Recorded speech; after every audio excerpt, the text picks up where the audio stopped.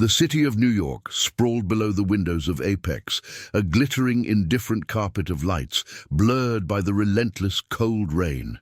From the top floor of the skyscraper, the sounds of Manhattan were a distant, muted hum, a world away from the oppressive silence within the restaurant. The air inside was chilled, sterile, smelling faintly of expensive leather and polished steel. It was a place designed for transactions, not connections, where the city's elite came to dine in a quiet that felt more like a void than peace. Each table was an island, and the vast panoramic windows served not as a connection to the world, but as a barrier reflecting the cold, lonely wealth of its patrons. It was a cathedral of success, but it offered no warmth, no solace, only a stark reminder of the immense distance between the people who moved within its walls. At a table for one, William Harrison stared at the screen of his phone, the blue light casting a cold glow on his face. At 55, he was the very picture of power. A tailored Italian suit that cost more than a car, graying hair styled with precision, and a posture that commanded respect. He was celebrating a multi-billion-dollar acquisition, another victory in a life full of them, yet his eyes were empty. They held a deep, settled weariness that no amount of success could erase. His penthouse was a showroom, his company an empire, but his life was a fortress of solitude. The only crack in this perfect facade was a simple, unadorned silver ring on his pinky finger. It was plain, slightly worn, and completely out of place, a relic from a life he had buried long ago under layers of ambition and wealth. A young woman approached his table with a quiet grace that seemed to defy the exhaustion etched around her eyes. Her name was Chloe Miller, and at 22, she carried the weight of 2 jobs and a nursing degree in progress. Her simple waitress uniform was immaculate, a testament to the dignity she clung to despite her struggles. She moved with a purpose that was both gentle and determined, her focus entirely on the task of pouring a vintage red wine into William's glass. Her hope was a fragile but resilient thing, a dream of one day caring for people like her mother, whom she had lost too soon, and providing for the grandmother who had raised her.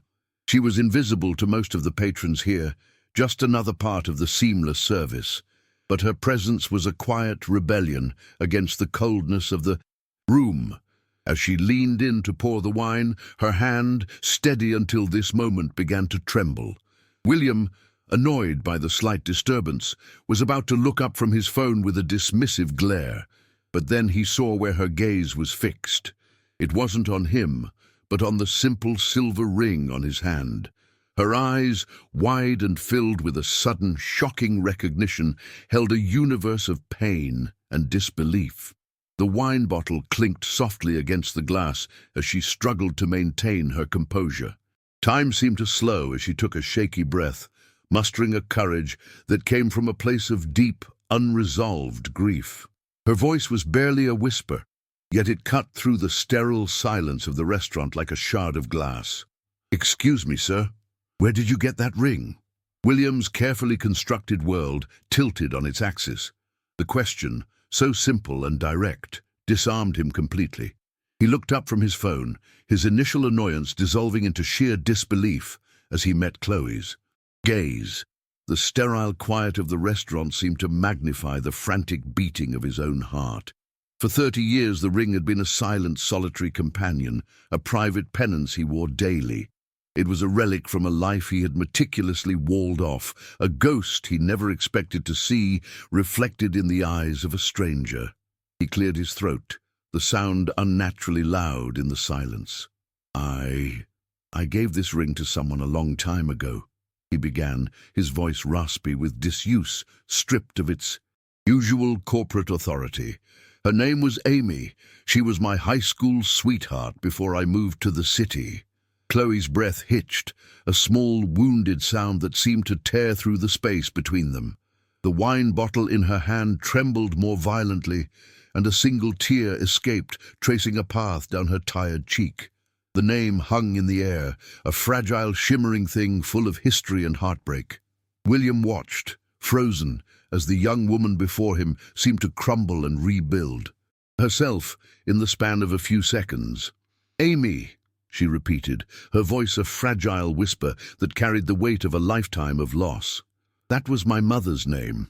The words were not an accusation, but a statement of fact so profound, so devastating, that they struck William with the force of a physical blow. The world outside, with its rain-slicked streets and distant sirens, ceased to exist. There was only this table, this girl, and the crushing realization of his own history staring back at him. In that instant, William Harrison, the titan of industry, the man who moved markets with a single phone call, felt utterly powerless. The carefully constructed fortress of his life, built with decades of relentless ambition, was breached. He saw not a waitress, but the living, breathing legacy of his greatest regret. He saw Amy's eyes, Amy's quiet strength, and the life that had unfolded in his absence. A profound, gut-wrenching guilt consumed him, a feeling he had suppressed for so long it felt new and terrifying. He could not let this girl, Amy's daughter, carry the burden of his abandonment a moment longer. In a move that defied every rule of his isolated existence, he gestured to the empty chair across from him. "Please," he said, his voice thick with an emotion he couldn't name. "Sit down, please." Chloe hesitated, her mind reeling. The patrons at nearby tables cast curious glances, their quiet conversations faltering. A waitress did not sit with a guest, especially not here, at Apex. But the desperation in William's eyes was undeniable, a raw plea that transcended social protocol. She slowly placed the wine bottle on a nearby service stand and sank into the plush leather chair, her simple uniform a stark contrast to the opulent surroundings. And then the story poured out of her, a quiet, steady stream of memories. She spoke of her mother's resilience, of the small apartment filled with more love than furniture, and of the little velvet box Amy kept on her nightstand. Inside, resting on faded silk, was a silver ring, identical to the one on William's hand. Her mother had called it a reminder that she was loved once, deeply and completely. William listened, each word a chisel chipping away at the marble facade he had built around his heart. Chloe spoke of her mother's long illness, of the endless hospital visits, the mounting bills that swallowed every penny they had, and the quiet dignity with which Amy faced her end. He learned that his Amy, the vibrant girl he remembered with a laugh like wind chimes, had spent her last years fighting a battle he could have ended with a fraction of his fortune. The full, monstrous weight of his choices crashed down upon him. He had chased success with a single-minded fury, telling himself it was for her, to be worthy of her. But while he was conquering the world, he had let hers fall apart. All his billions, his penthouse, his empire, they were worthless, meaningless monuments to a colossal failure. It's a chilling kind of pain, the realization that all the power in the world can't turn back time to fix the one mistake that truly mattered.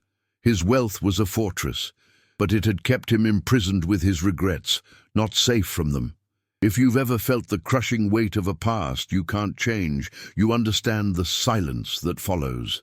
We believe these stories of connection and second chances need to be heard, and subscribing to our channel helps us continue to share them. Without a second thought, William made an offer. He would cover her grandmother's medical expenses, all of them. He would pay for her nursing degree, ensuring she could fulfill the dream born from her mother's suffering. For Chloe, the offer was both a miracle and a curse. It was the answer to every prayer she had whispered in the dark, but it came from the man whose absence had created the very wounds she was trying to heal. To accept his help felt like a betrayal of her mother's quiet, lonely weight. Yet, to refuse it meant condemning her grandmother to the same fate. She was trapped between the memory of her mother's pain and the hope for her grandmother's future, a choice that felt impossibly heavy for her young shoulders.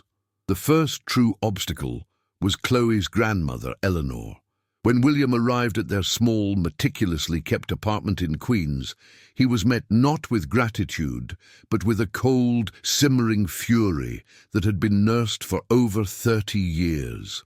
Eleanor, a woman whose face was a roadmap of hardship and resilience, saw right through his tailored suit and his quiet apologies. To her, he wasn't a benefactor. He was the ghost who had broken her daughter's heart and then returned, decades too late, with a checkbook to clear his conscience. "You think you can buy forgiveness?" she asked, her voice trembling with rage. "You can't buy back the years my daughter waited for you. You can't buy back her life." Her words were stones, and they hit their mark, leaving William feeling more exposed and ashamed than ever before. News of William's sudden and intense interest in an unknown waitress traveled quickly through the rarefied air of his social and professional circles. Whispers followed him into boardrooms and charity galas. His colleagues saw Chloe as a threat, a clever opportunist, a gold digger preying on a lonely, aging billionaire. The board of directors expressed their concerns about the potential for a scandal that could damage the company's reputation. They pressured him to distance himself, to handle the matter discreetly, to protect the empire he had built. For the first time in his life, however, the opinions of these powerful men and women were nothing more than background noise.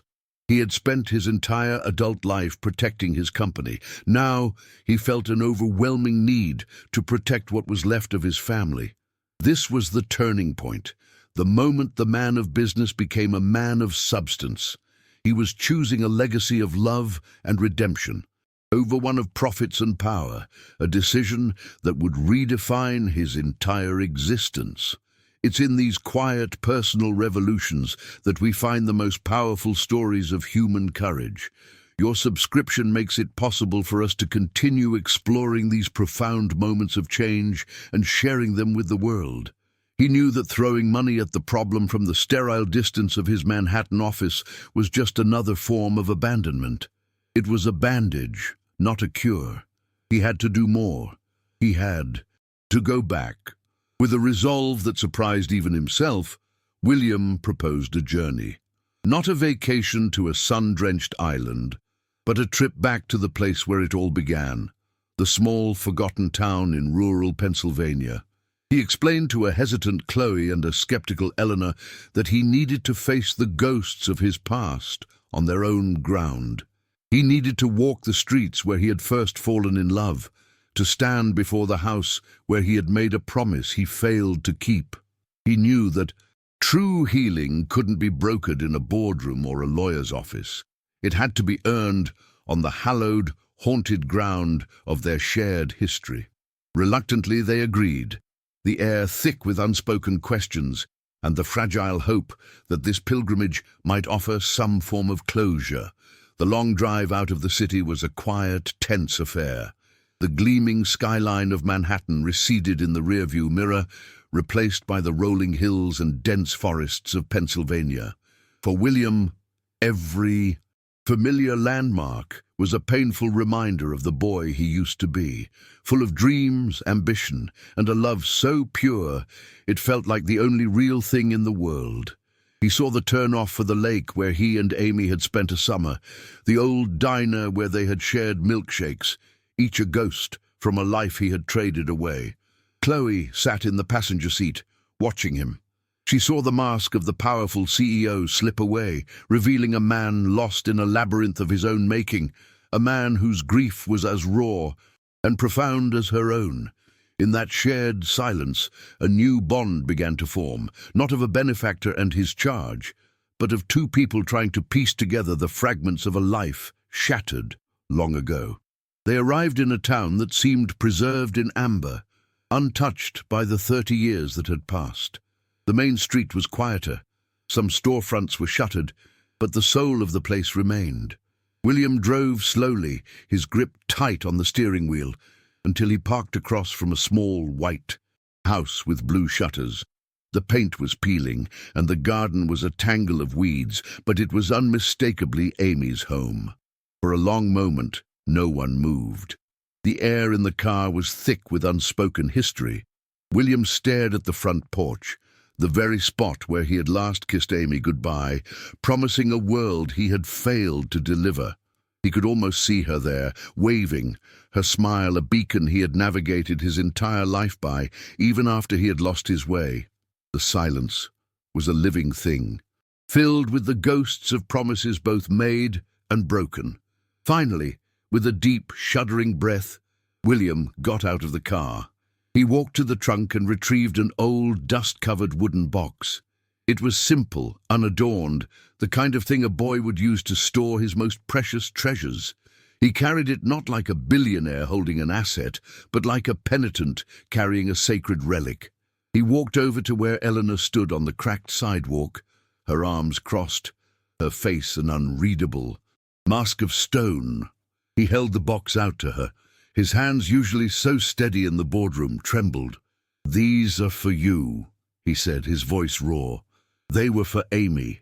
I wrote to her every week for the first 2 years. I never had the courage to send them." Eleanor looked from his face to the box, a flicker of disbelief in her hardened eyes. William's corporate mask crumbled completely, leaving behind the face of a man utterly broken by his own life. "I didn't come back because I was scared," he confessed, the words tearing from his throat raw and unpracticed. "I failed at first. I was sleeping in my car, barely eating. I couldn't come back a failure. I couldn't be the man who couldn't give her the life I promised." He looked from Eleanor to Chloe, his eyes pleading for an understanding he knew he didn't deserve. "And then, when I finally started to succeed, too much time had passed. Shame. It builds walls. I told myself I needed to be bigger, richer, more powerful to be worthy of her. My pride cost all 3 of us our happiness. It cost me everything that ever mattered." He finally said the words that had been poisoning him from the inside for 3 decades. Eleanor took the box. Her fingers, gnarled with age and work, fumbled with the simple latch. Inside, nestled together, were dozens of letters. The paper yellowed, the ink faded, but still legible. She lifted the top one, her eyes scanning the familiar youthful handwriting.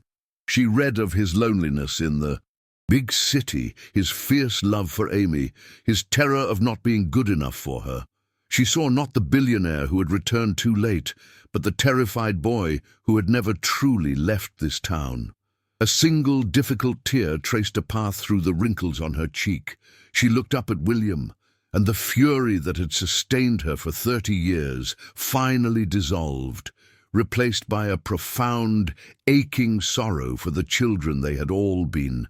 She didn't say, "I forgive you." She didn't have to. The truth was now shared between them. Chloe had watched the entire exchange, feeling the tectonic plates of her own history shifting beneath her feet. The anger she had harbored for a faceless man her entire life was gone, replaced by a wave of empathy so powerful it almost brought her to her knees. This man wasn't a monster. He was just a man, flawed and haunted. Stepping forward, she gently placed a hand on William's arm. He flinched, as if unworthy of the touch, his gaze fixed on the ground. She waited until he looked up, his eyes swimming with a shame so deep it was bottomless. "My mom never forgot you," Chloe said, her voice soft but steady, a balm on a wound 30 years old. "She kept your ring. She told me it was a reminder that she was loved once, deeply and completely. She would have forgiven you." In that moment, her forgiveness was a key, unlocking the prison of guilt he had lived in for a lifetime. That return trip from Pennsylvania was the beginning of a new life, not just for William, but for all of them. The weight of 3 decades of silence had been lifted, replaced by a quiet, determined purpose. William didn't just pay for Chloe's education or Eleanor's bills. He dismantled his old world entirely. He sold his tech company, the very empire he had built on a foundation of regret, and poured his entire fortune into establishing the Amy Harrison Foundation. It was an institution dedicated to providing educational scholarships and healthcare funding for low-income youth, a living, breathing apology to the woman he had lost. He found that directing his resources to help others who were struggling, just as he once had brought him a sense of peace that no billion-dollar acquisition ever could. His new work wasn't about power or prestige. It was about building a legacy of compassion, one Amy would have been proud of. The foundation transformed their lives in ways they could never have anticipated. Chloe, graduating at the top of her class, became the director of operations. Her empathy, born from her own struggles, made her the perfect person to lead the organization's mission. She was no longer just helping one person at a time as a nurse. She was shaping a system of care that would support thousands. Eleanor, with access to the best medical treatment, saw her health improve dramatically. The constant worry that had etched deep lines into her face slowly softened, replaced by a serene calm. She spent her days in comfort, watching her granddaughter flourish and seeing the memory of her daughter honored in the most beautiful way imaginable. The pain of the past hadn't vanished, but it was now woven into a tapestry of hope and purpose. William traded his cold, cavernous penthouse for a warm, inviting home, much closer to Chloe and Eleanor. The Italian suits were replaced by simpler clothes, and the mask of corporate indifference was gone for good, revealing a man who was finally comfortable in his own skin.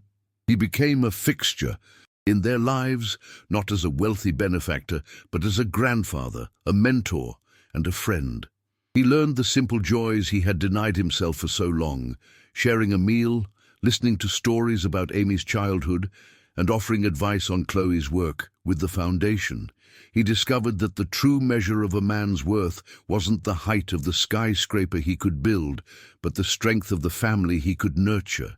His wealth had once been a fortress of solitude.